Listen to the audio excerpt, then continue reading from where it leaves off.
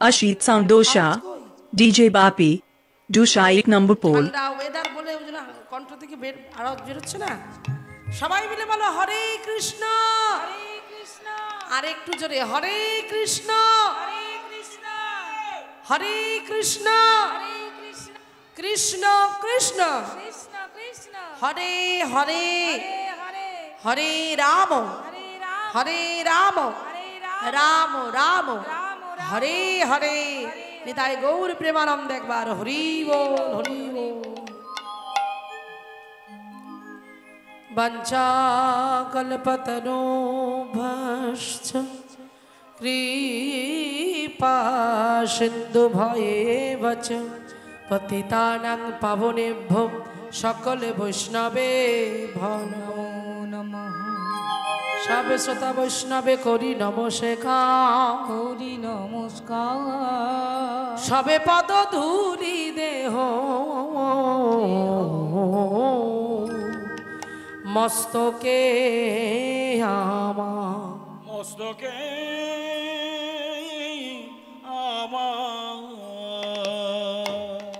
জয় নিতাই জয় রাধেশ্যাম। হরে কৃষ্ণ হরি বল।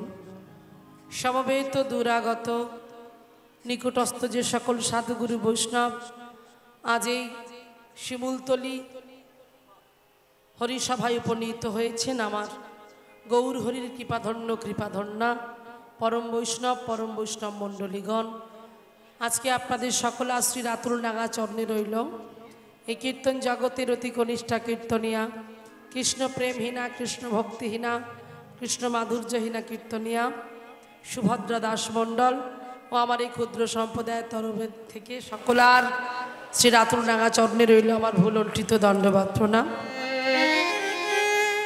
হরি বল।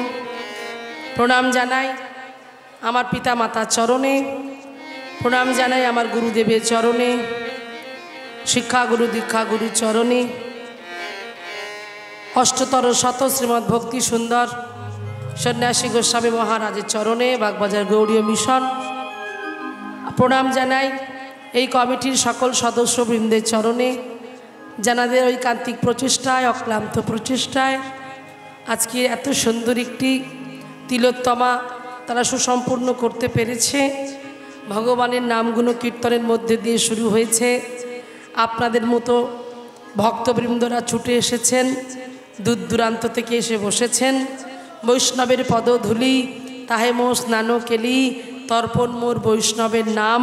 সেই নামগুলো কীর্তন আস্বাদন করার জন্য চাতক পাখির ন্যায় আপনারা প্রত্যেকে নিজ নিজ গৃহকর্মের সকল ব্যস্ততাগুলোকে কাটিয়ে আজকের হরিসভায় ছুটে এসেছেন। আমার ভালো লাগছে আবারও এই শিমুলতলি হরিসভায় কীর্তন করতে পেরে, হরিবাসরে দাঁড়াতে পেরে।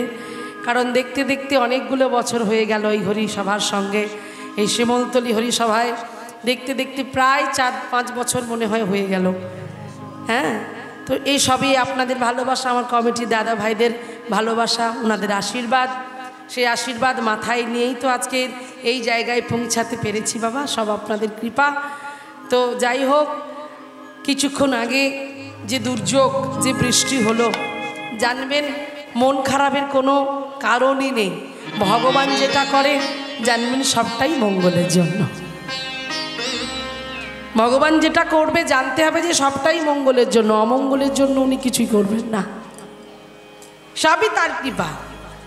হ্যাঁ জানো বাবা, হরি বল। একটা রাজা তার মন্ত্রীকে নিয়ে জঙ্গলে কি করছে, শিকার করতে গিয়েছে। তাই জঙ্গলে শিকার করতে গিয়ে এবারে জঙ্গলে যাচ্ছে, যে মন্ত্রী কিন্তু ভগবানের প্রতি অটুট বিশ্বাস, ভগবানকে ভালোবাসে, ভগবানের চরণে চন্দন তুলসী দিয়ে তবে বের হয়। সেই মন্ত্রীকে সঙ্গে নিয়ে যখন রাজা ওই জঙ্গলের পথে চলেছে, হ্যাঁ শিকার করতে, ঠিক এমন সময় যেতে যেতে হঠাৎ করে মন্ত্রীর সঙ্গে গল্প করতে করতে রাজা হোঁচট খেয়ে পড়ে গেছে। আর এই হোঁচট খেয়ে পড়ে গিয়ে রাজার আঙুলটা কেটে গেছে। এখন রাজার পায়ের আঙুলটা যখন কেটে গেছে মা, তখন মন্ত্রীকে বলছে, দেখলে মন্ত্রী কেমন আমার পায়ের আঙুলটা কেটে গেল। তখন মন্ত্রী বলছে, যা হয়েছে ভালোই হয়েছে, ভগবান যা করেন মঙ্গলের জন্য করে।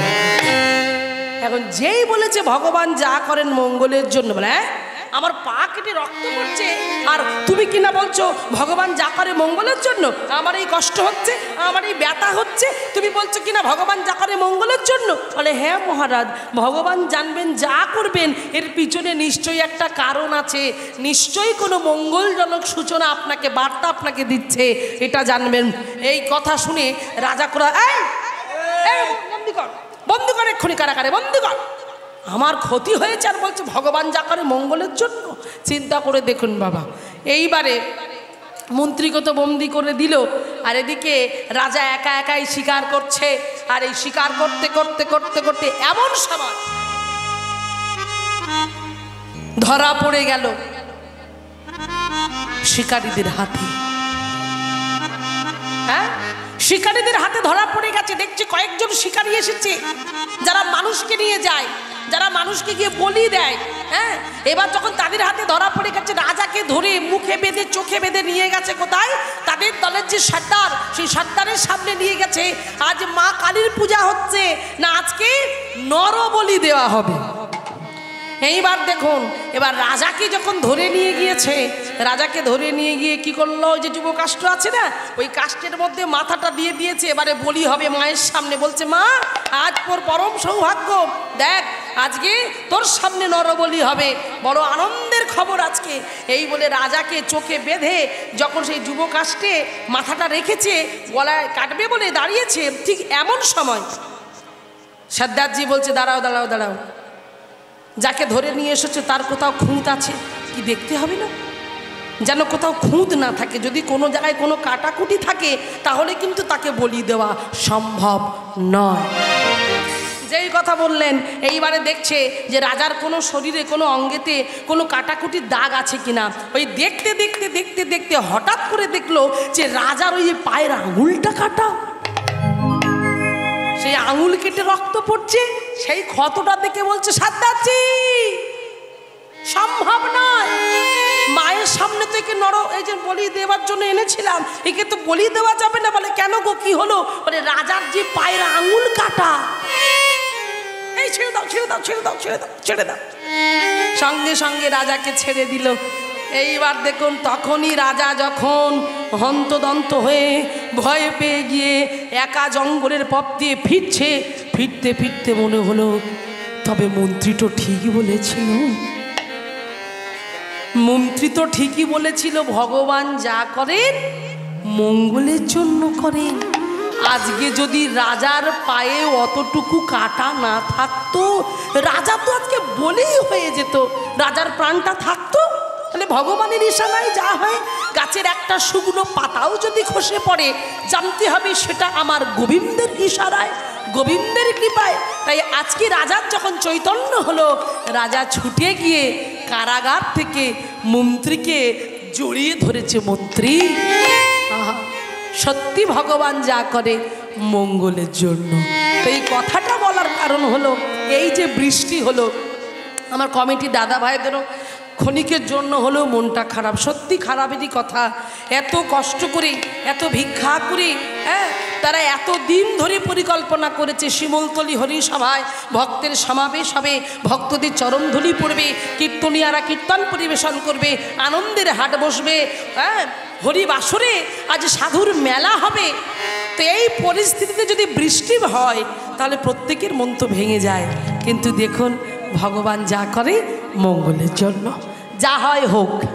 হরিবাসর হবে, হরি যখন এসে গেছে, হরিবাসরে পৌঁছে গেছে, অধিবাস কীর্তন করে যখন তাকে নিয়ে আসা হয়ে গিয়েছে, আর কিছু করার নেই, তিনি সামলাবেন। শুধু তার উপরে ছেড়ে দাও, তুমি বৃষ্টি দাও, রোদ দাও, যা দাও সব তুমি যা করবে করবে, আমরা শুধু তোমার গুণকীর্তন শ্রবণ করব, আমরা শুধু তোমার নামটা শ্রবণ করব। সেই ধৈর্য ক্ষমতা, সেই ধৈর্য শক্তিটুকু দিও, যেন হরিবাসরে বসে মন দিয়ে কীর্তন শুনতে পারি, হুটহাট করে যেন উঠে না যাই, এটা মাথায় রাখতে হবে।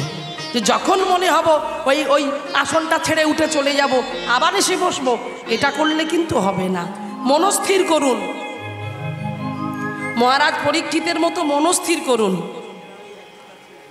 কারণ এই আসরটা, এই যে হরিবাসরের যে আসনটা বড় পবিত্র, বড় গুরুত্বপূর্ণ একটা আসন। এই আসনে বসে কীর্তন শ্রবণ করেছিলেন মহারাজ পরীক্ষিত।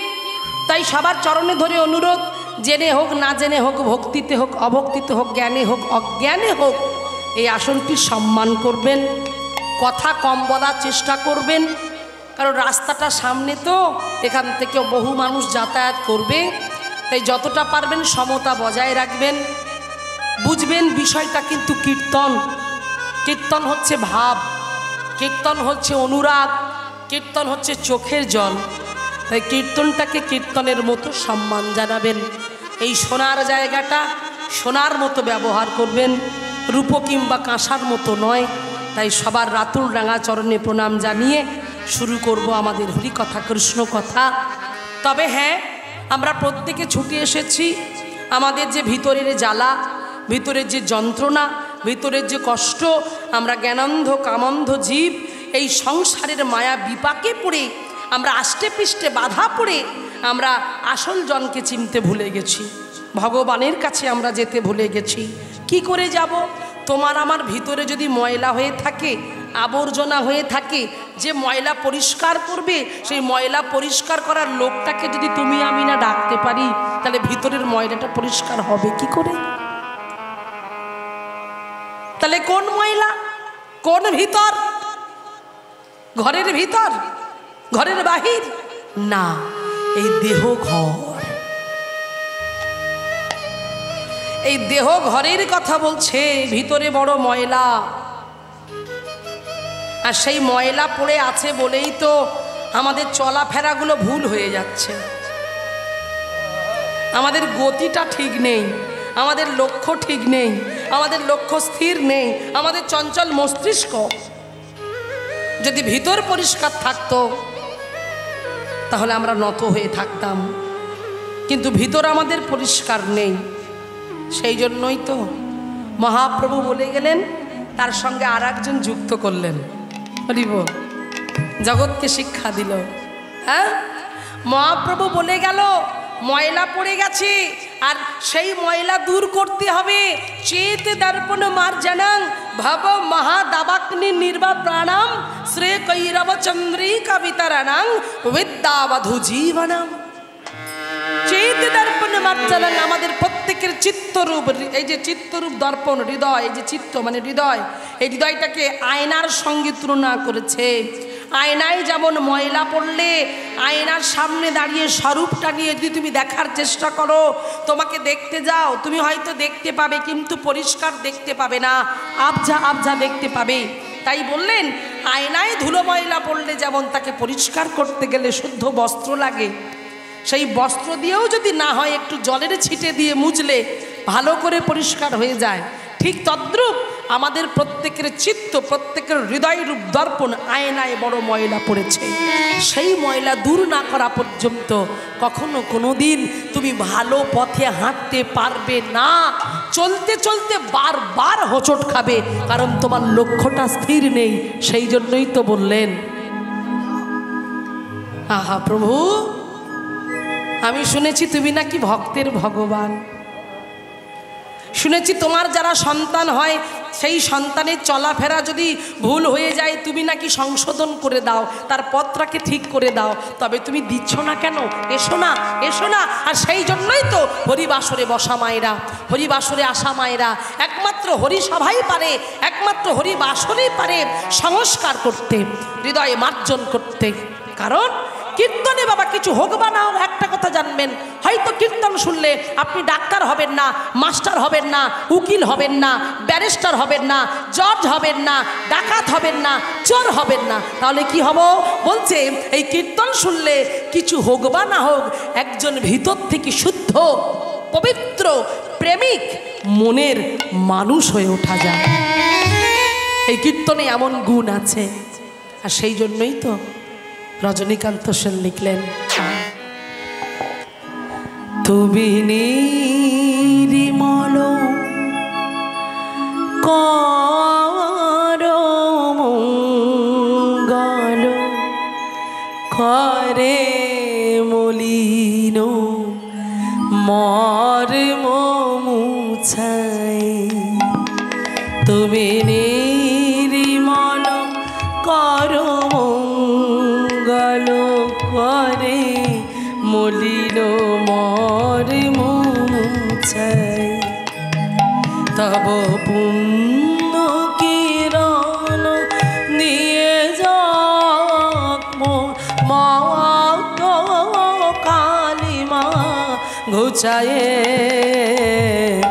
মলিন মর মুছায় তুমি নির্মল করো মঙ্গল করে মলিন মর মুছায় তুমি নির্মল করো মঙ্গল করে মলিন মর মুছায় তুমি নির্মল করো মঙ্গল করে মলিন মর্ম মুছায়ে ভগবানকে এই আপনাদের মতো আমাদের মতো কামান্দ জ্ঞানন্দ জীব হয়ে ভগবানের সামনে বসে বলছে ওগো দয়াময় ওগো করুণাময় আমার এই ভিতরে এত ময়লা জমেছে আমি কোনটা ঠিক কোনটা ভুল আমি নির্ণয় করতে পারছি না আমি এত হরিবাসরে গিয়ে বসি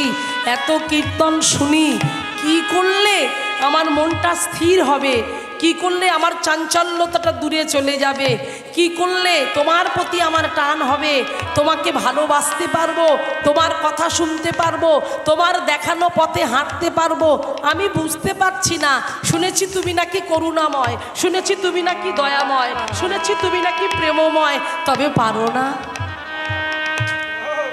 তুমি নির্মল করো মানে তুমি পরিষ্কার করো এবার কি বলছি মঙ্গল করে কর মানে হাত তাহলে তোমার এই মঙ্গলময় হাত দিয়ে আমার ভিতরের যে জমে আছে যে ময়লাটা সেই ময়লাটাকে তুমি দূর করে দাও প্রভু তোমার চরণে আমার এই মিনতি এটা আমার প্রার্থনা তাই শুধু ভক্তের প্রার্থনা নয় আমাদের প্রত্যেকের এই প্রার্থনাটা হওয়া উচিত মন্দিরে গিয়ে ভগবানের সামনে বসে তার চরণের কাছে বসে চোখ বন্ধ করে দরজাটা বন্ধ করে দিয়ে চোখের জল ফেলতে ফেলতে আমাদের প্রত্যেকের বলা উচিত প্রভু তুমি নির্মল করো মঙ্গল করে মলিন মলিন মানে ময়লা মলিন মর্ম মুছায় তবে পূর্ণ কিরণ দিয়ে যাও মত্ত বাসনা ঘুচায় হ্যাঁ পূর্ণ কিরণ এই যে সূর্যের আলো ক্ষণিকে ক্ষণিকে উঠছে দেখুন যেই সূর্য উঠছে চারিদিকে আলো হচ্ছে আমরা কি হাসছি ওই তো সূর্য উঠেছে ওই তো আলো উঠেছে তাই আকাশে সূর্য উঠলে যেমন প্রত্যেকের আনন্দ হয় তেমন তুমি তোমার কিরণ দিয়ে আমার এই হৃদয় আমার এই দেহটাকে আমার এই সুন্দর পবিত্র দেহটার সকল ময়লা দূর করে তুমি আমার জীবনটাকে আলোয় ভরিয়ে দাও নিতাই গৌর প্রেমানন্দ একবার হরি বল হরি বল এই বলছে আবার ভক্তই ভেঙে পড়ছে ভক্ত এবার কেঁদে কেঁদে বলছে প্রভু তোমায় তো এত কিছু বলছি যে আমার মনের মলিনতাটা দূর করে দাও কিন্তু হয় না জানো তো আমরা তো কলির জীব ভাবি এটা করব এই যতক্ষণ কীর্তন হরিবাসরে আমার মায়েরা বাবারা দিদি ভাইরা দাদা ভাইরা থাকবে যতক্ষণ কৃষ্ণ কথা হবে সবার কানে যখন প্রবেশ করছে না ভাবছি সত্যি তো হ্যাঁ এটা তো করলে ভালোই হতো এটা করলে মনে হয় ভালো হবে এই পথেই হাঁটবো আর কিছু করব না ভগবানের পথেই হাঁটবো যেই এই রাস্তাটা মানে এই হরিবাসরটা পেরিয়ে পিচ রাস্তায় যাবে কীর্তনিয়া যা বললো এক কান দিয়ে ঢুকবে আর এক কান দিয়ে হুড় হুড় করে সব বেরিয়ে যাবে হ্যাঁ যাবে কি না তাহলে মনে রাখতে পারবো না তাহলে এমন কিছু শুনতে হবে যেটা যেন আমি ভিতরে ধরে রাখতে পারি এই বাসনাটা থাকতে হবে এরপরে কি বলছে দেখো প্রভু আমি পাচ্ছি না কেন জানো লক্ষ শূন্য লক্ষ বাসনা ছুটিছে গভীর আধারে জানি না কখন ডুবে যাবে কোন অকুল গরল পাথারে। লক্ষ শূন্য লক্ষ বাসনা ছুটিছ গভীর আধারে অন্ধকারে। আমি অন্ধকারে ছুটে চলেছি, আমি বুঝতে পারছি না আমি কোন দিকে ছুটছি, আমি কিছুতেই বুঝতে পারছি না। ওই ছুটতে ছুটতে যে আমি অন্ধকারে চলে যাচ্ছি।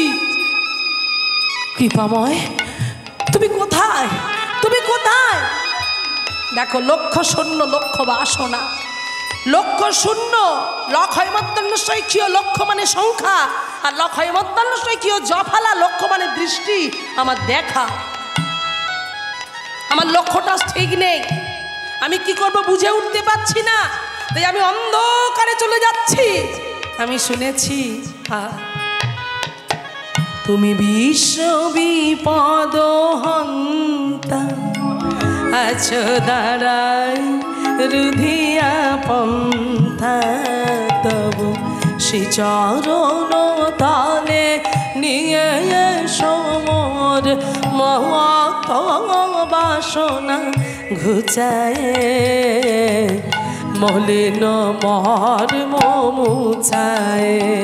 তুমি নির্মল কর মঙ্গল করে, মলিন মর্ম মুছায়। তুমি হলুধ্বনি তাই গৌর প্রেমানন্দ একবার হরি বল, হরি বল। মঙ্গল করে মলিন মর্ম মুছায়। তাই হে দয়াময়, হে করুণাময়, এই প্রার্থনাটা ভগবানের কাছে রাখবেন। তো যাই হোক, জানি না সে কতটুকু বলতে পারবো, কতটুকু গাইতে পারবো, আপনারা আশীর্বাদ করুন। আজকে আপনাদের চরণধুনি শির ধার্য করে নিতাই চাঁদ যেন কৃপা করেন, রাধা রানী যেন আমার বদন দিয়ে হরিকথা কৃষ্ণকথা স্মরণ করিয়ে নেয়। জয় রাধে। তাই চলুন, আমরা সবাই জানি যে কীর্তনের প্রারম্ভে আগে মহাপ্রভুকে স্মরণ করতে হয়, কারণ সংকীর্তনের পিতা শ্রীকৃষ্ণ চৈতন্য এই সংকীর্তন যজ্ঞে তারে যে বা ভজে সে হয় ধন্যাতি ধন্য, ধন্য ধন্য। তাই আমরা মহাপ্রভুকে স্মরণ করতে করতে এগিয়ে যাব। পদকর্তা বাসুদেব ঘোষের একটা অপূর্ব সুন্দর অমূল্য একটা পদ আমরা শ্রবণ করব। মহাপ্রভুকে হারিয়ে ফেলার যে জ্বালা, যে যন্ত্রণা, যে কষ্ট, সেই কষ্টটা আজকে আমরা অনুভব করব। দেখি পদকর্তা কি বলছে, চলুন আমরা শ্রবণ করি। হরি বল, একটু উলুধ্বনি নিতাই গৌর প্রেমানন্দ একবার হরি বল। রাধে রাধে।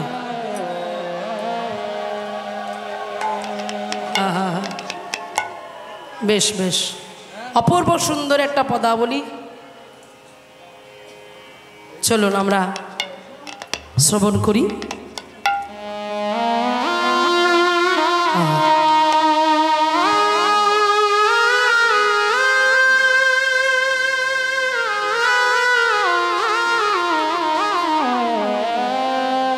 মায়েরা,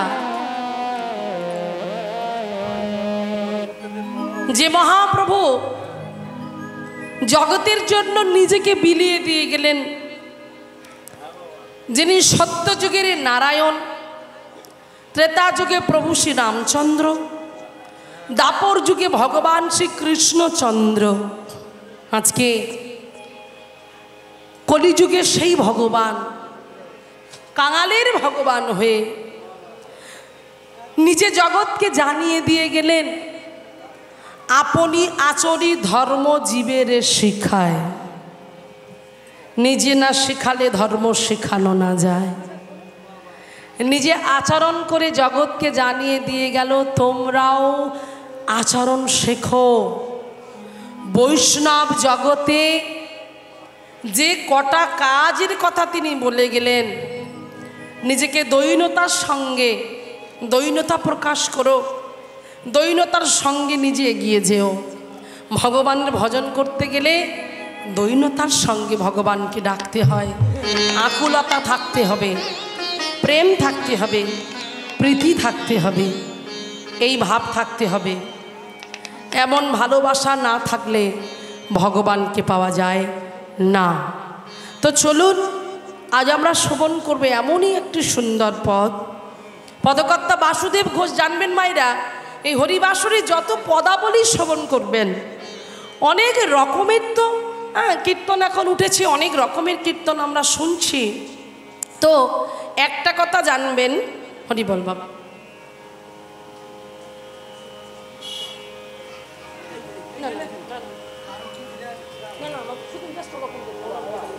হরি বল, জয় রাধে।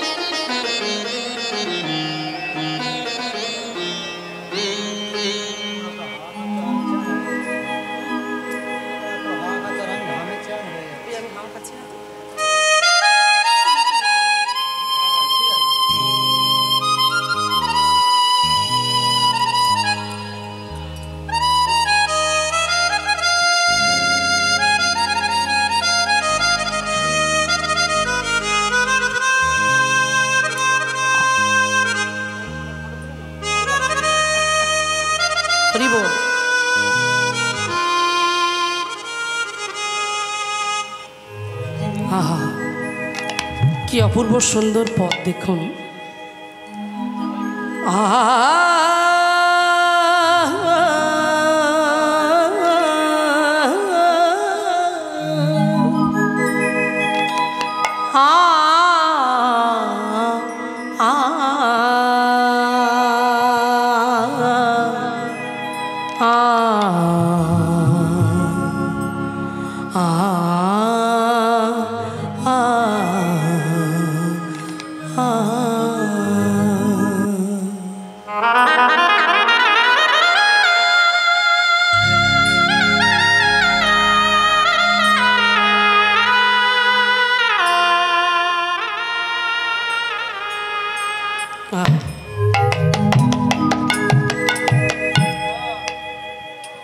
গোরাগুনে প্রাণ কাঁদে,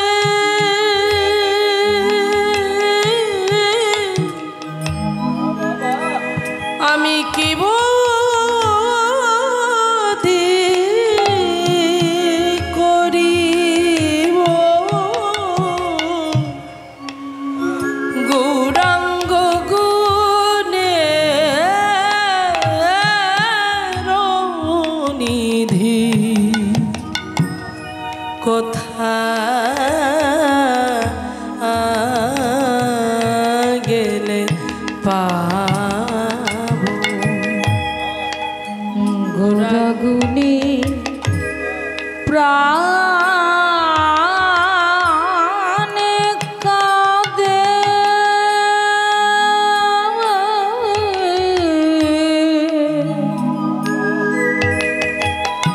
আমি কি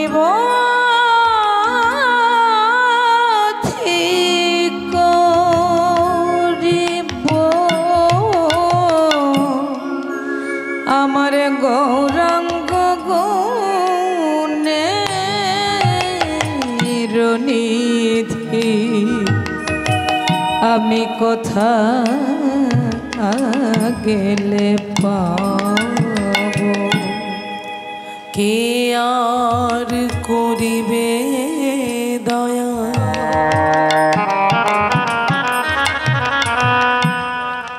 বল পতিত দেখিয়া,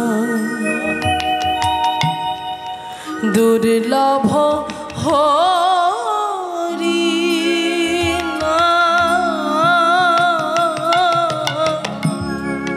কে দেবে যাচিয়া,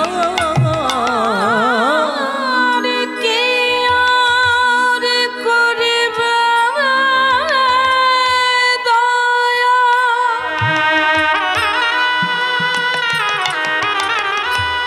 বল পতিত দেখিয়া,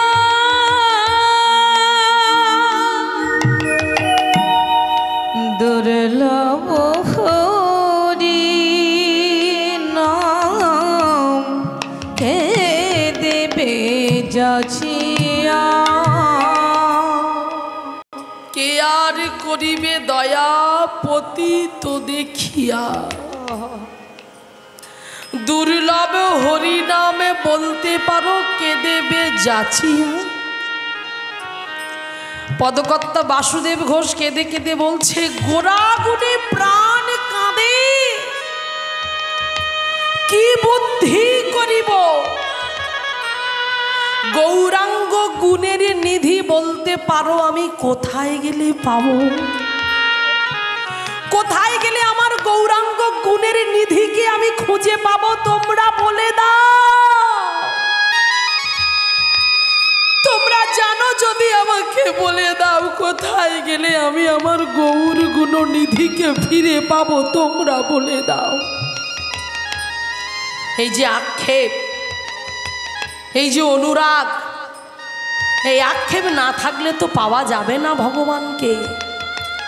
পদকর্তা বাসুদেব ঘোষ যে পদাবলীটা লিখলেন, ভাবের নির্যাসটা দেখুন, ভজনটা দেখুন। এসব ভজন না থাকলে এমন পদাবলী লেখা কখনো কোনো দিন সম্ভব নয়। বাসুদেব ঘোষ আজ কাঁদতে কাঁদতে বলছে, কে আর করিবে দয়া।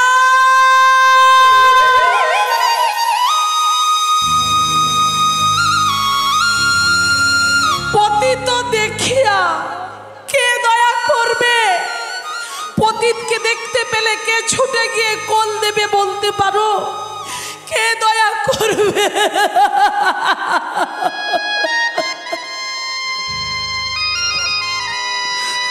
ভক্তমণ্ডলী, বাবা ভক্তিমতী মায়েরা অনুভব করুন, চিন্তা করে দেখুন, কে ছুটে যাচ্ছে পতিতকে দেখে? কে কাঙাল হলো? তিন যুগের রাজা আজ কলিযুগে কাঙাল হলো, কাঙাল হয়ে ছুটে যাচ্ছে কাদের কাছে? আমার আপনার মতো সাধারণ মানুষের কাছে ছুটে যাচ্ছে, যিনি অনাদির আদি গোবিন্দ, সর্বকারণের কারণম, যিনি বিশাল, যিনি বিভু, যিনি বিরাট, যিনি আদি, যিনি অনন্ত, সৃষ্টি স্থিতি লয় প্রলয়কারীর মালিক।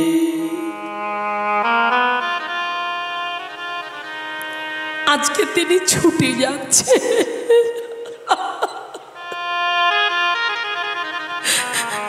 ছুটতে ছুটতে জীবের কাছে দাঁড়িয়ে চিন্তা করুন, আমাদের জন্য তার কত চিন্তা। আমরা কিসে ভালো থাকবো, আমরা কিসে সুখে থাকবো, আমরা কি করে পার হব ভব সিন্ধু, আমাদের মুক্তির উপায় খুঁজে আনার চেষ্টার জন্য নিজে আমাদের মতো হতভাগ্য কামান্ধ কলির জীবের দ্বারে দ্বারে গিয়ে দাঁড়ালেন।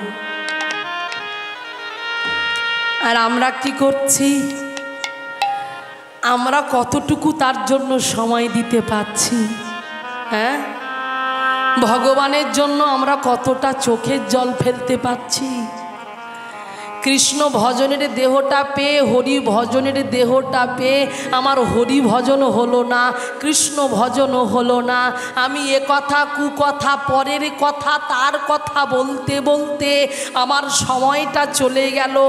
আমি অখাদ্য কুখাদ্য খাবারগুলো খেলাম, কিন্তু ভগবানের নিবেদিত প্রসাদ আমি পেলাম না। ধিক ধিক মনুষ্য জীবনে, ধিক এই মনুষ্য জীবন যারা পেয়েছি, যে দেহটা গোবিন্দ সেবায় কাজে লাগাতে পেলাম না। বড় বড় ডায়লগ তো সবাই দিতে পারে, বড় বড় ভাষণ সবাই দিতে পারে। আগে চিন্তা করতে হবে, প্রতিজ্ঞা করতে হবে, আমার এই দেহটা আমি কৃষ্ণ ভজনের জন্য পেয়েছি, এই দেহটা হরি ভজনের জন্য পেয়েছি। আগে হরিকে নিবেদন করব, আমাকে তারপর অন্য কথা।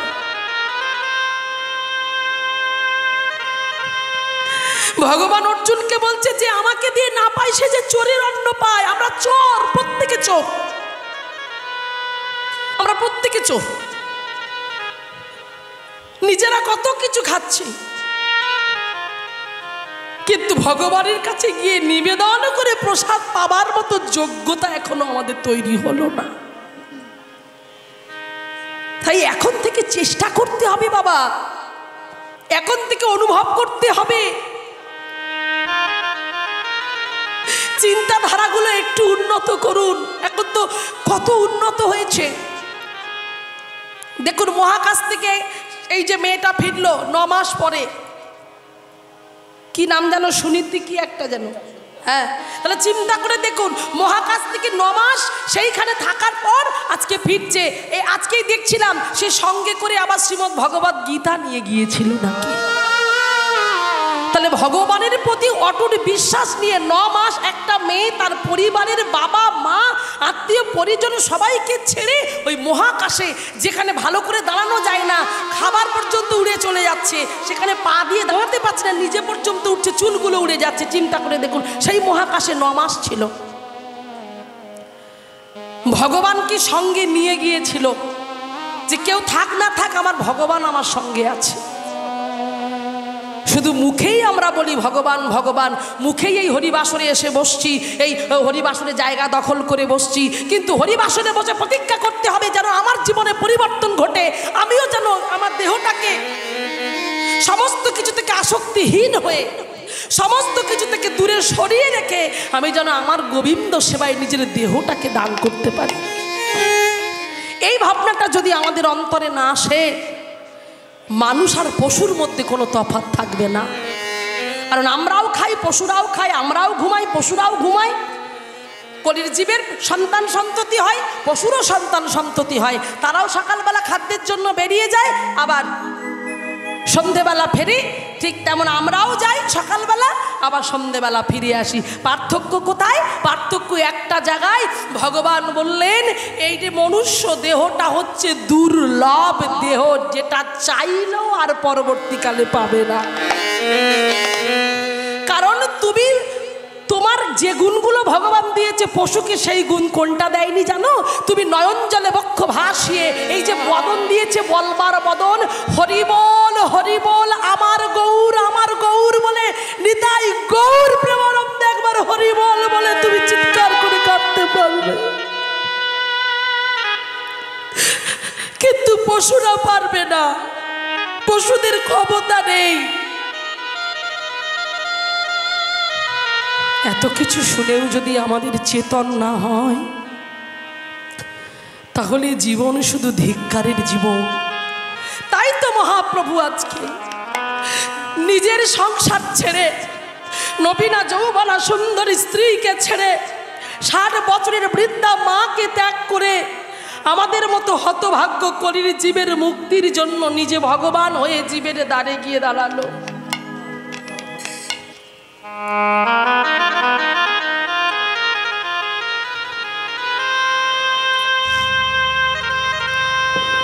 শুধু দাঁড়ে দাঁড়ালো না, ছুটে গিয়ে প্রত্যেকটা জীবের হাতটা ধরে বলছে, ওগো কলির জীব, একবার বদন ভরে কৃষ্ণ বলো, একবার বদন ভরে হরি বলো, একবার বদন ভরে কৃষ্ণ বলো। তাতেও যখন হলো না, ছুটে গিয়ে জীবের পা দুটো জড়িয়ে ধরে বলল, ওগো কলির জীব, একবার কৃষ্ণ বলো, একবার হরি বলো, একবার হরি বলো। নয়ন জলে বক্ষ ভাসিয়ে পা দুটো ধরে যখন কাঁদল, আহা, সেই জন্যই তো পদকর্তা কলম দিলেন, কে আর করিবে দয়া,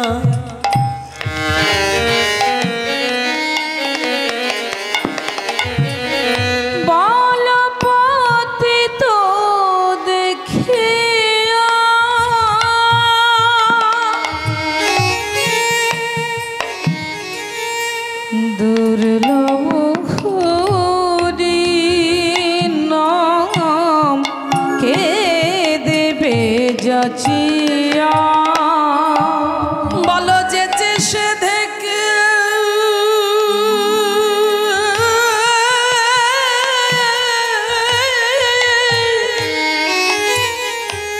কে নামে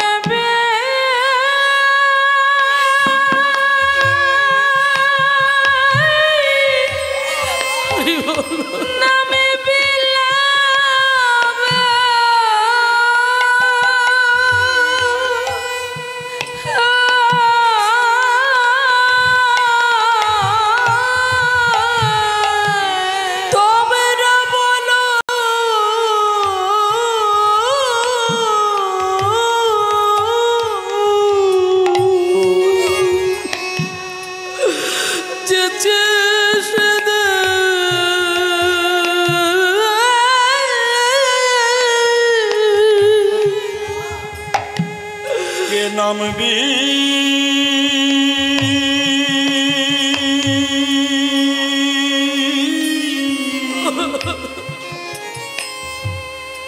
নাম বিলাবে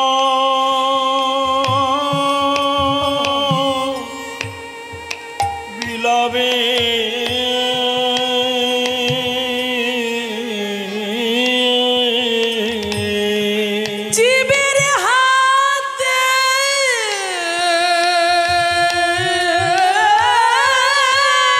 ধরি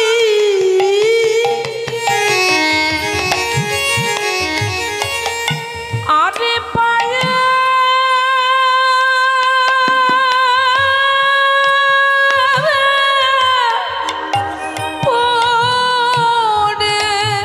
বলো বলো যেতে সে থেকে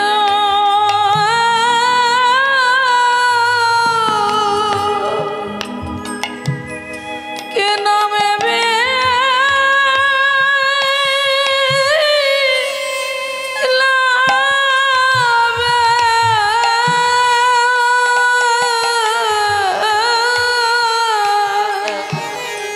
জীবের হাতে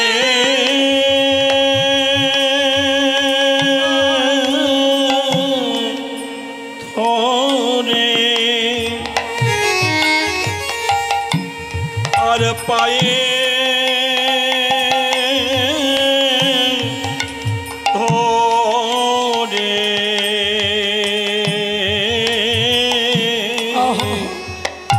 বলো বলো যেচে সে থেকে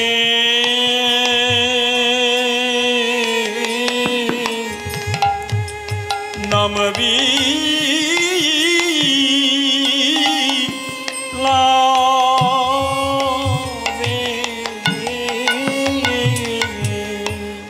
বাসুদেব ঘোষ আরো বললেন শুধু তাই নয়, পাগলের মতো উন্মাদের মতো ছুটতে ছুটতে চলেছে, যাকে পাচ্ছে যাকে দেখছে।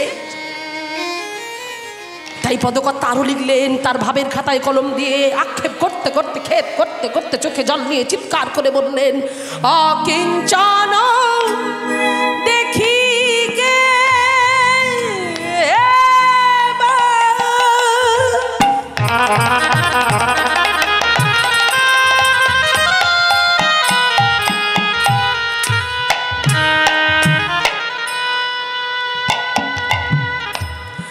উঠিবে কাঁদিয়া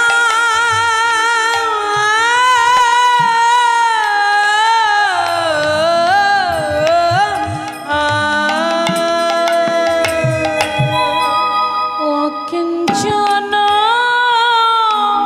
বাবা দেখি গে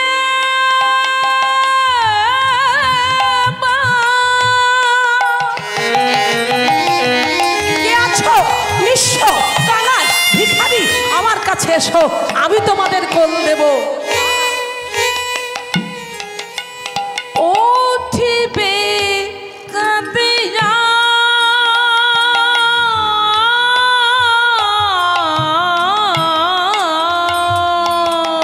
অকিঞ্চন দেখি কে বা উঠিবে কাঁদিয়া।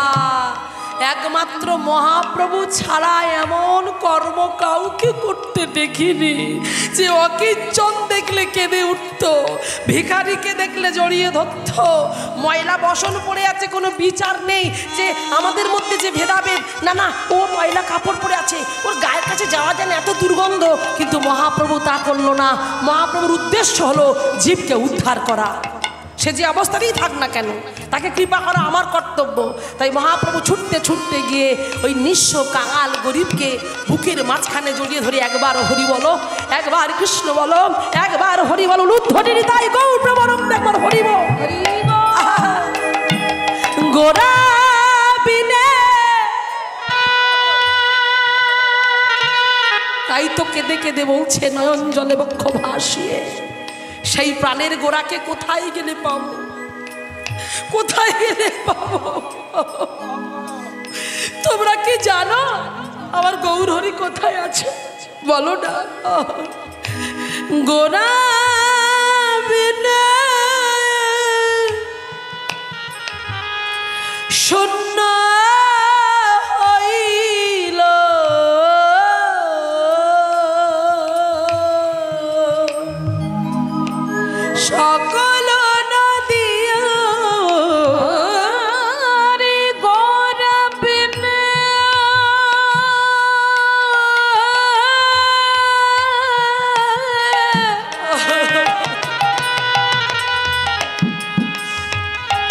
শূন্য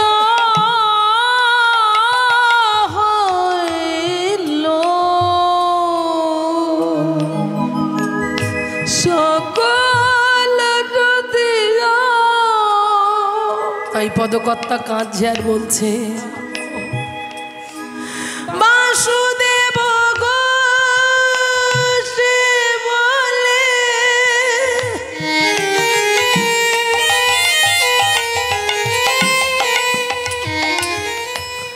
গুণ সঙ্গ রিয়া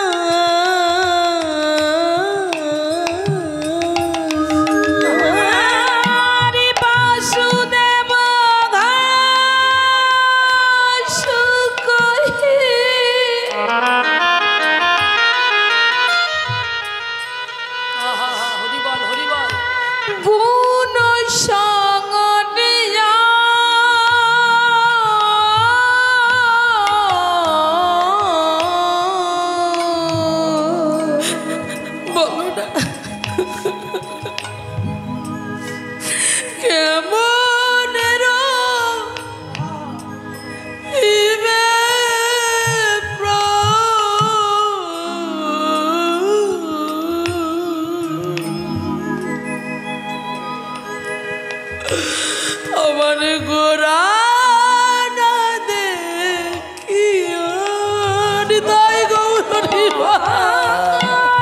কেমন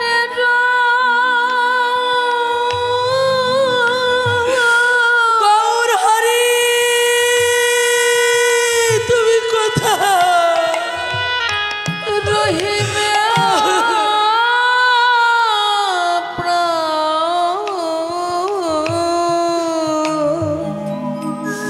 গোরা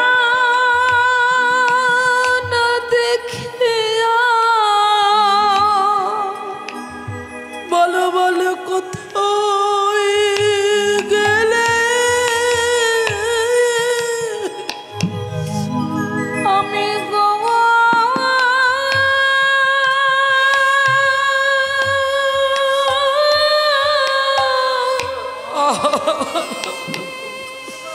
গৌরে পাবো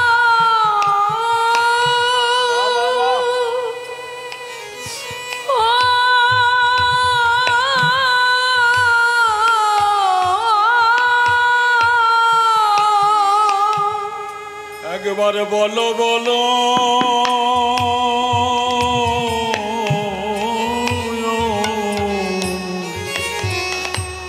আমি কোথায় কোথায় গেলে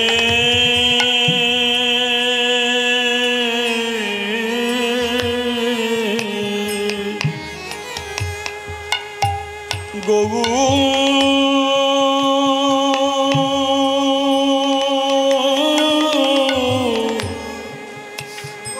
পাবো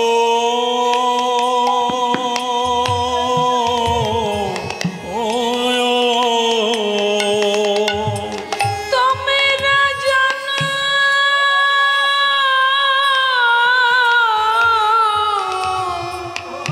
ও যদি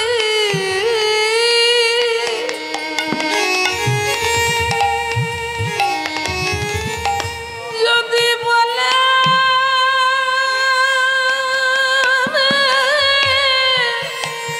দাও গো আমি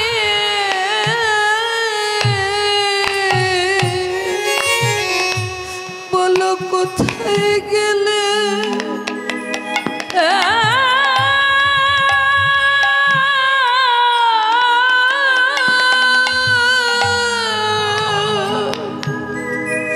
আমি গোয়া পাবো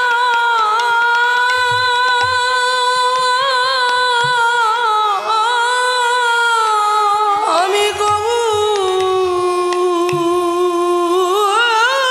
বিনে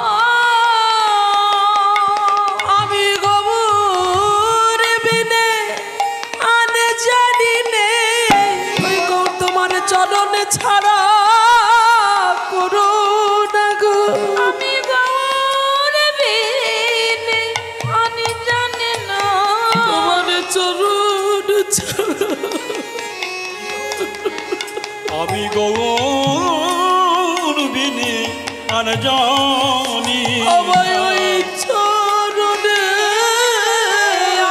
আশ্রয় দাও গো।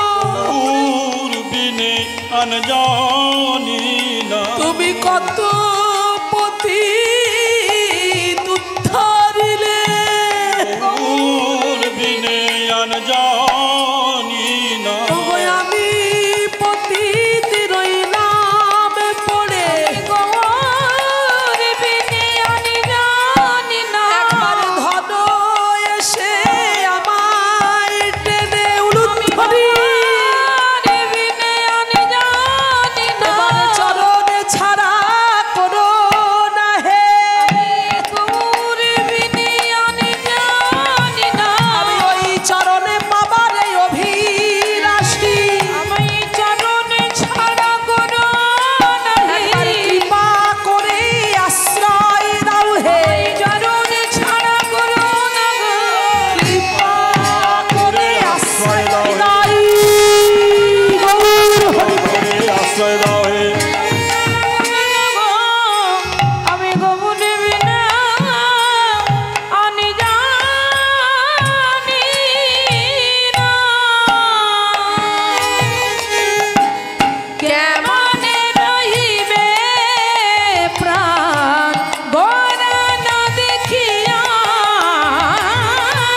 কেমনে রহিবে প্রাণ গোরা না দেখিয়া। ওগো বাসুদেব ঘোষে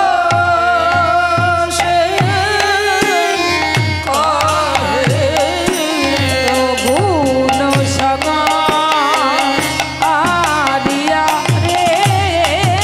বাসুদেব ঘোষে আয়ে গুণ সঙ্গা আদিয়া রে। বাসুদেব ঘোষে আয়ে গুণ সঙ্গা আদিয়া রে। বাসুদেব ঘোষে আয়ে গুণ সঙ্গা আদিয়া রে। বাসুদেব ঘোষে গাহে গুণ সগা আদিয়া রে। বাসুদেব ঘোষে বাসুদেব ঘোষে গাহে গুণ সগা আদিয়া রে।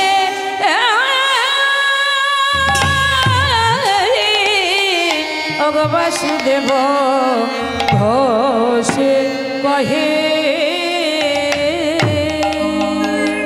জয় নিতাই, জয় রাধেশ্যাম, হরে কৃষ্ণ, হরি বল। ভক্তমণ্ডলী, বাবা ভক্তিমতী মায়েরা অনেক কথা মহাপ্রভু সম্পর্কে আক্ষেপের কথা পদকর্তা বাসুদেব ঘোষের পর আমরা শ্রবণ করেছি। এবারে চলে যাব সরাসরি লীলা কথায়। আমরা যে লীলা আজকে আপনারা শ্রবণ করতে বসেছেন বা আজকে এখানে যে আলোচ্য বিষয়, নিতাই চাঁদ কৃপা করে, গৌরহরি কৃপা করে, রাধারানী কৃপা করে, আমার গুরুদেব কৃপা করে যতটুকু আমার মাধ্যম দিয়ে করিয়ে নেবেন আমি ততটুকুই গাইব। আমার তো গাইবার কোনো ক্ষমতা বা শক্তি নেই, আর আপনাদের আশীর্বাদ, আপনাদের ভালোবাসা। তো সেই জায়গা দাঁড়িয়ে আজকে যে লীলা আমরা আস্বাদন করব, আজকে লীলার বিষয়বস্তু হলো অপূর্ব সুন্দর একটি জীবনী কথা।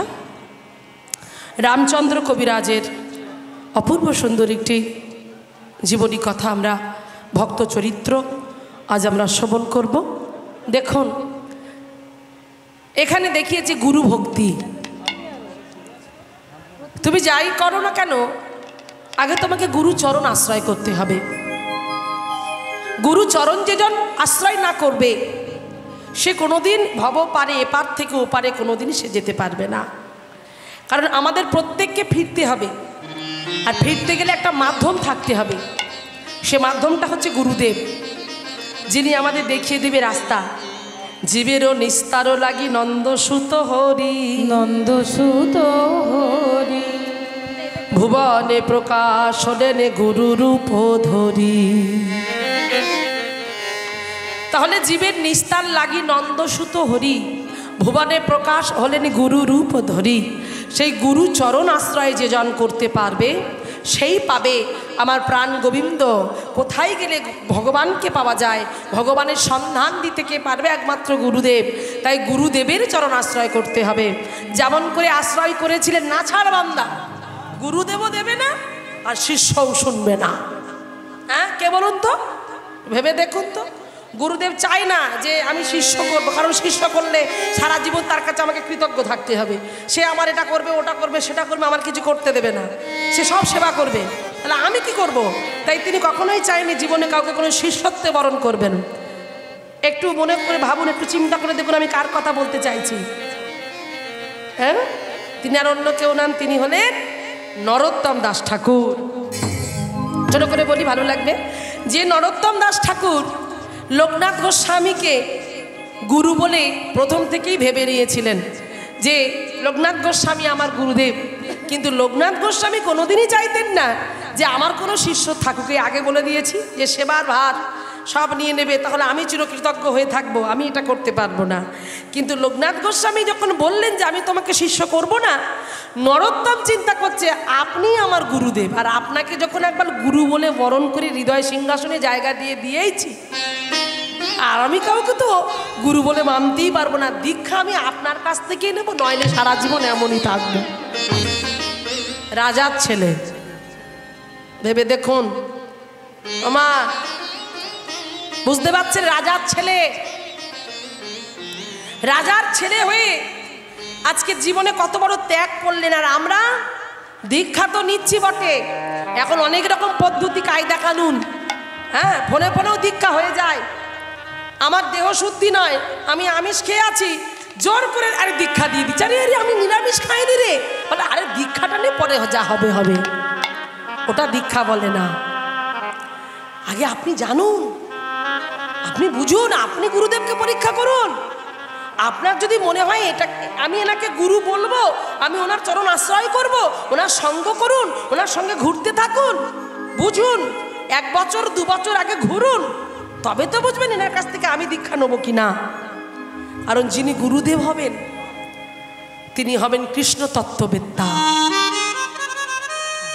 সদা সর্বদাই ভগবানের চিন্তা, ভগবানের ধ্যানে মগ্ন থাকবেন, ভগবানের কথা শয়নে কৃষ্ণ, স্বপনে কৃষ্ণ, নিদ্রায় কৃষ্ণ, জাগরণে কৃষ্ণ, কৃষ্ণ কৃষ্ণ কৃষ্ণ কৃষ্ণ, পাগল হয়ে যাবে। গুরুকরণ করতে গেলে জাতের বিচার করলে চলবে না, কোনো জাতের বিচার, ভক্তি হচ্ছে প্রধান। হরিদাস ঠাকুর মুসলমান ছিলেন, ভেবে দেখুন, সেই হরিদাস ঠাকুর জীবনে কত ত্যাগ করেছিলেন। 3 লক্ষ নাম জপ শেষ না হওয়া পর্যন্ত তিনি জলস্পর্শ করতেন না।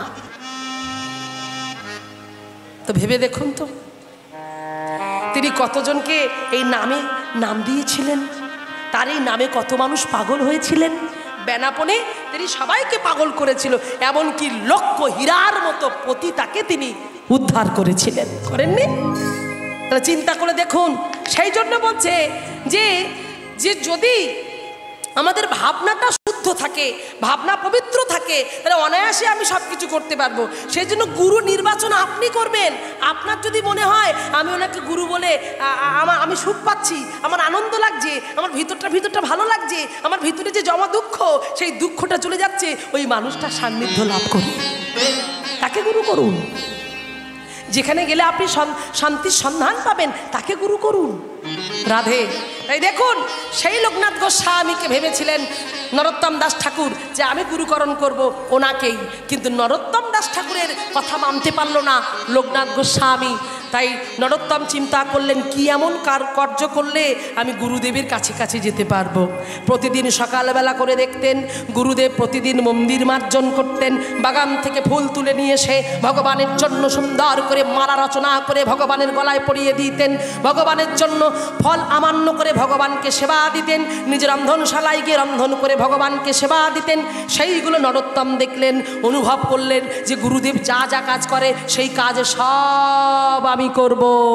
প্রতিদিন ভোরবেলা করে উঠে নরোত্তম চুপি চুপি লুকিয়ে লুকিয়ে চোরের মতো গুরুদেবের অলক্ষ্যে গুরুদেব আসার আগে মন্দির মার্জন করতেন। সুন্দর করে বনে গিয়ে ফুল তুলে নিয়ে এসে মালা গেঁথে আগে থেকে সাজিয়ে ঝুড়িতে রেখে দিতেন। বন থেকে ফল তুলে নিয়ে এসে সেগুলোকে ধুয়ে পরিষ্কার করে ঝুড়িতে সাজিয়ে আমান্য করে রেখে দিতেন। তাহলে দেখুন সব সেবা করছে। তারপরে লোকনাথ গোস্বামী এসে দেখতেন, কি আমি আমি যে কাজগুলো প্রতিদিন করে যাই, আমি নিজে সুখ পাই, এই কাজ কে করে যায় আমি তো বুঝতে পারি না, কারণ ওনার বোঝার আগেই তো সে চলে যায়, পালিয়ে যায়, তাই ধরতে পারে না। এইবার একদিন নরোত্তম লক্ষ্য করলেন প্রতিদিন গুরুদেব যায় ওই জঙ্গলে ভোরবেলা করে। কোথায়?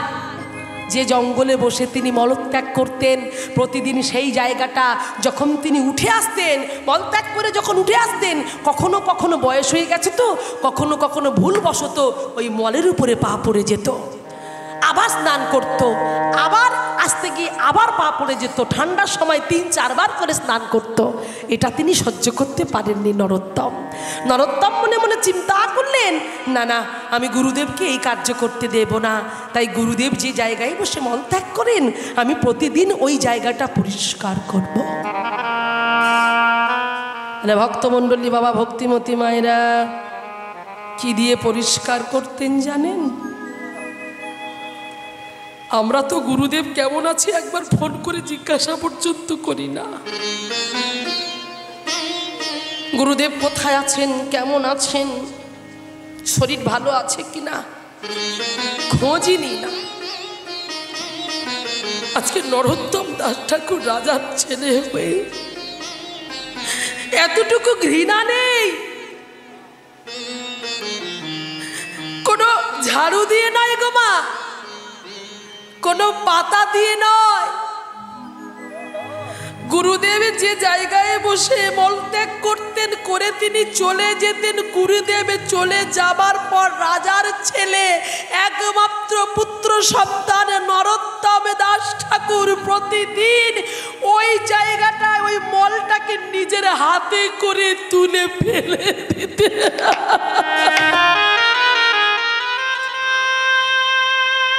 চিন্তা করে দেখো, হাতে করে তুলে ফেলে ওই জায়গাটা নিজে ভালো করে পরিষ্কার করে দিতেন, কারণ আবার তো আগামীকাল আসবে গুরুদেব এই জায়গায় বসবে।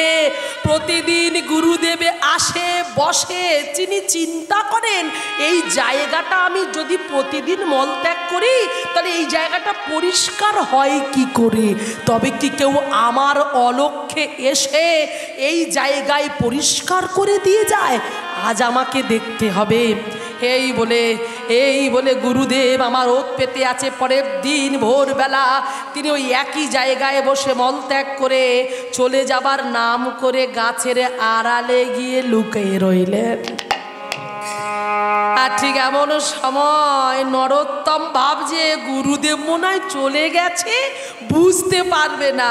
আর এই ভাবটা নিয়ে যখন নরোত্তম এসেছে ভগবানের গুণকীর্তন করতে করতে, এসে দাঁড়িয়ে যেই না ওই মলটাকে তুলে নিয়ে ফেলে দিয়ে এইবার শৌচ করার জন্য জলটা রেখে দিয়ে চলে যাবে, এমন সময় ওই লোকনাথ গোস্বামী ছুটে গিয়ে পিছন থেকে কাঁধে হাত দিয়ে বলছে, কে তুমি? তবে কি গুরুদেব বুঝে গেল? তবে কি গুরুদেব জেনে গেল যে আমি এখানে এসে প্রতিদিন এইটা পরিষ্কার করে দিয়ে যাই? ওনার মল আমি পরিষ্কার করে রেখে উনি বুঝতে পারলেন। সঙ্গে সঙ্গে থর করে কাঁপছে। এই কে তুমি? আমার দিকে ফেরো বলছি। কে তুমি? আমার দিকে ফেরো বলছি। যেই নরোত্তম গুরুদেবের সামনে দাঁড়িয়ে থর করে কাঁপছি, গুরুদেব আমাকে ক্ষমা করে দিন। গুরুদেব আমি আপনার অজান্তে আপনাকে না জানি এই কাজগুলো করেছি, আমি জানি আমি অন্যায় করেছি, আমাকে ক্ষমা করে দিন গুরুদেব, আমাকে ক্ষমা করে দিন, আমাকে ক্ষমা।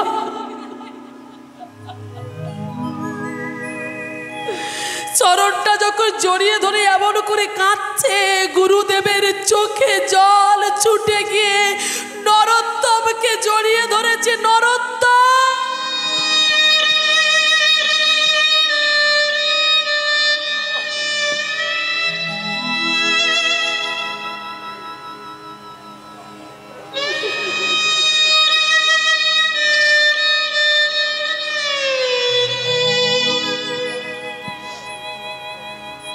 উলুধ্বনি হৃদয় গৌর প্রেমানন্দে একবার হরি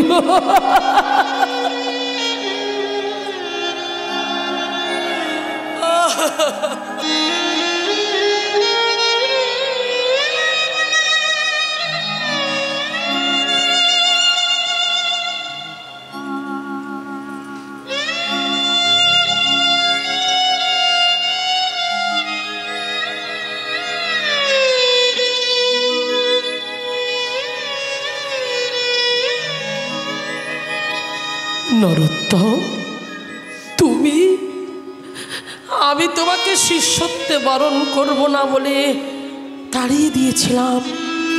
তুমি সেই নিজে এসে আমার প্রতিদিন এই মল, যেখানে আমি মল ত্যাগ করি, প্রতিদিন এই নোংরাটা হাতে করে পরিষ্কার করো।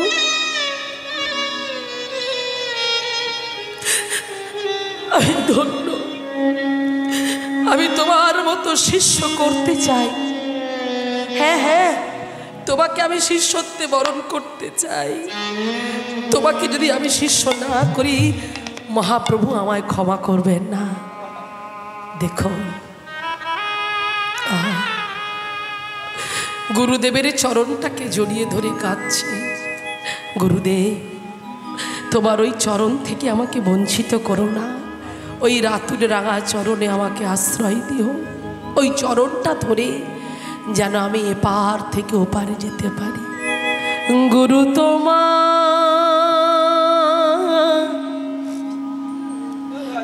চরণ তোরে দিয়ে করো পার। গুরু তোমার চরণ তোরে দিদি করো পার। গুরু তোমার চরণ তোরে দিদি করো পার। এ সংসারে ঘুরনি তেমন, এই সংসারে ঘুরে নিতে মেনেছে যে গুরু তোমার চরণ তোরে দিয়ে করো পার। গুরু তোমার চরণ তোরে দিয়ে করো পার। গুরুদেব, ওই রাতুল ডাঙা চরণে আমাকে আশ্রয় দিও, আমাকে আশ্রয় দিও রাতুল ডাঙা চরণে। হামিং হচ্ছে,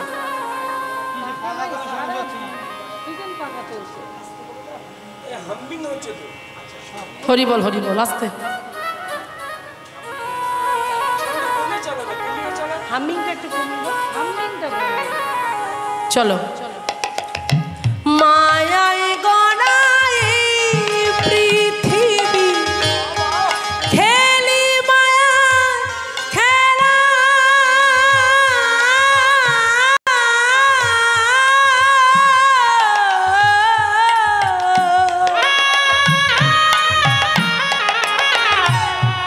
এমনি ভাবে বয়ে যায় এই জীবনের বেলা। মায়ায় গড়া এই পৃথিবী,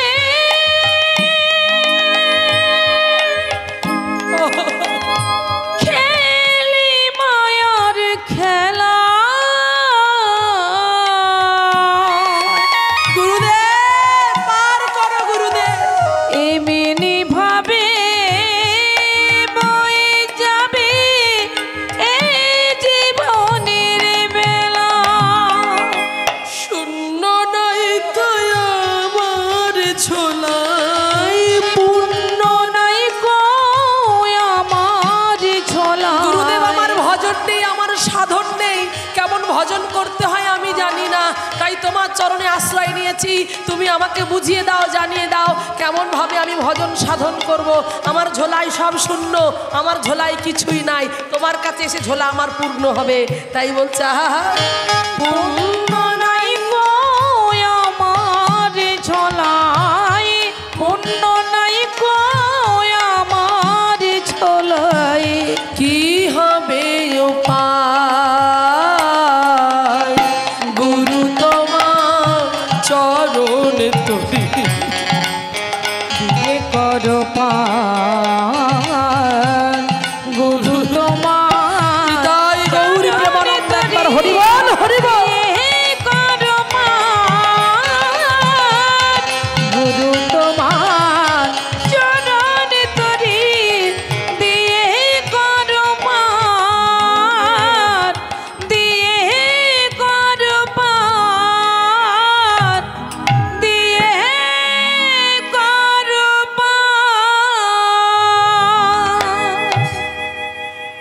সেই গুরু ভক্তি কাকে বলে আমরা শুনে নেব। চলুন, এই রামচন্দ্র কবিরাজের যে জীবনী কথা আমরা শুনবো, তার জীবনে গুরু ভক্তি, এই রামচন্দ্র কবিরাজাকে কে ছিলেন একটু আগে জেনে নিই ছোট করে। চলুন, আমরা সবাই জানি পুরীধাম, পুরীধামে জগন্নাথ দেবের মন্দির, যেখানে আছে জগন্নাথ, সুভদ্রা, বলরাম। আর আমার মহাপ্রভু 48 বছর বয়সের মধ্যে 24 বছর তিনি সংসার জীবনে পদার্পণ করেছিলেন। আর 24টা বছর আস্তে 24টা বছর সংসার জীবন, আর 24 বছর 48 বছরের মধ্যে শেষ 24টা বছর তিনি সন্ন্যাস জীবনে জীবনটাকে কাটিয়ে দিয়েছিলেন। এবং গম্ভীরায় তিনি থাকতেন মহাপ্রভু, আর গম্ভীরায় থাকতেন। এবং রথযাত্রার সময় বাংলা থেকে প্রচুর মানুষের ভিড় হতো, মহাপ্রভুকে দর্শন করতে আসতো। তাই মহাপ্রভু ওই বাংলার সকল ভক্তকে দেখলে, নদিয়া নবদ্বীপের মানুষজনকে দেখলে উনি বড় খুশি হতেন, কারণ উনি তো নিজে নদিয়া জেলার মানুষ। তাই নদিয়া থেকে যখন ভক্তরা আসতো ভিতরে ভিতরে আনন্দ পেত। হরিবোল। তাই ওই রথযাত্রার মেলা এসে গেছে, সবাই মনে মনে ভাবছে, নদিয়া নবদ্বীপবাসী চিন্তা করছে, ওরে ওরে এই তো আমাদের সুদিন এসেছে, আমরা জগন্নাথ দর্শন করব। আবার আমাদের কি মহাপ্রভুকে দর্শন, জ্যান্ত জগন্নাথ, হ্যাঁ সাক্ষাৎ সচল জগন্নাথ দর্শন করব, আমাদের সাক্ষাৎ ভগবান দর্শন হবে। তা বাবা সেই আনন্দে আজকে সবাই আসছে, আর মহাপ্রভু জগন্নাথের সামনে দাঁড়িয়ে জগন্নাথ স্বামী নয়ন পথগামী ভবতু মে জগন্নাথ স্বামী অনুধ্বনি দাই গৌর হরিব পথগামী ভবতু মে জগন্নাথ স্বামী নয়ন পথগামী ভবতু মে জগন্নাথ স্বামী নয়ন পথগামী ভবতু মে জগন্নাথ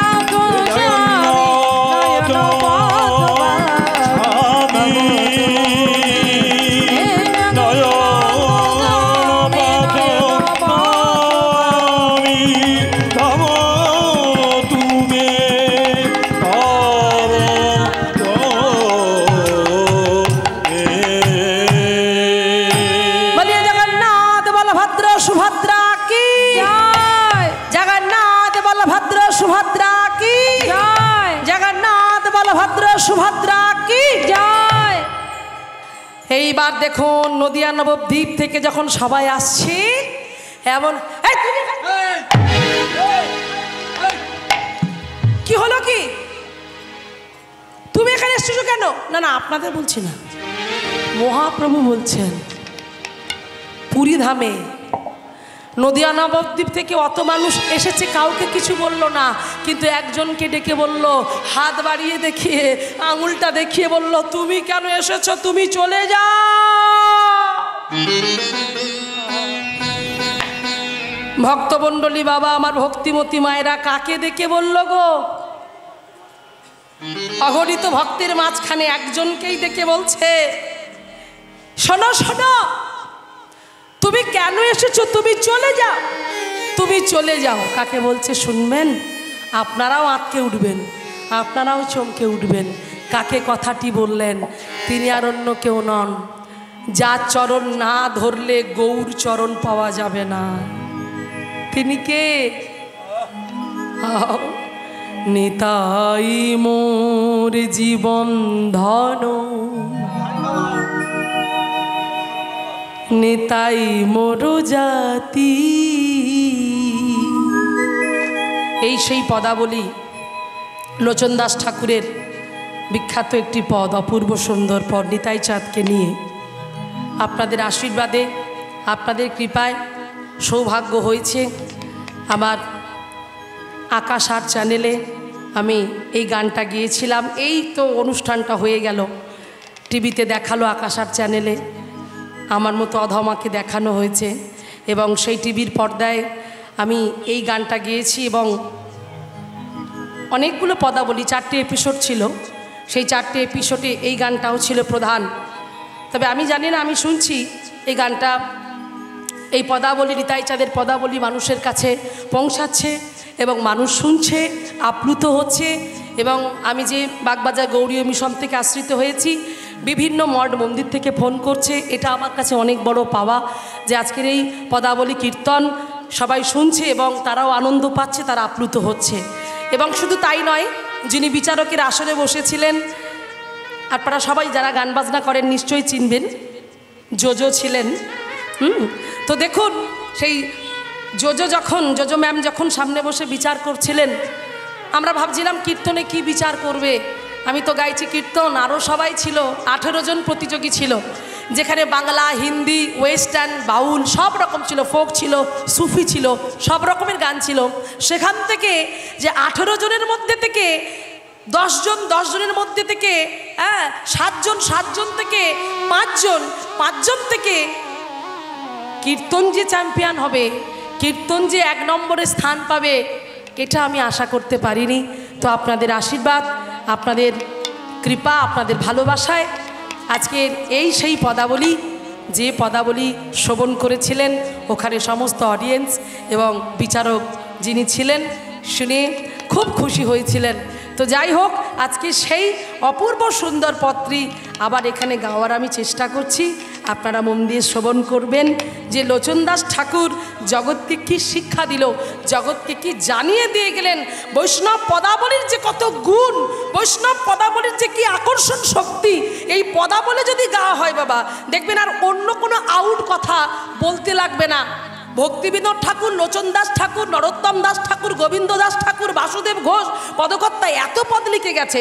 ওই পদাবলী যদি আমরা গাইতে পারি আর হরিবাসনে যদি পদাবলী আশ্রিত কীর্তন হয়, জানবেন হরিসভাও ধন্য, কমিটির দাদা ভাইরা হরিসভা করে ধন্য, এবং গ্রামবাসীদের মঙ্গল। যদি পদাবলীটা ঠিকঠাক গাওয়া যায়, আউল বাউল কত কথা আমরা শুনি, ওই আউল বাউল কথা শুনতে হবে না যদি ঠিকঠাক পদাবলী আমরা জানতে পারি, ঠিকঠাক পদাবলী গাইতে পারি। হরি বল। নিতাই মোর জীবন ধন, নিতাই মোর জাতি,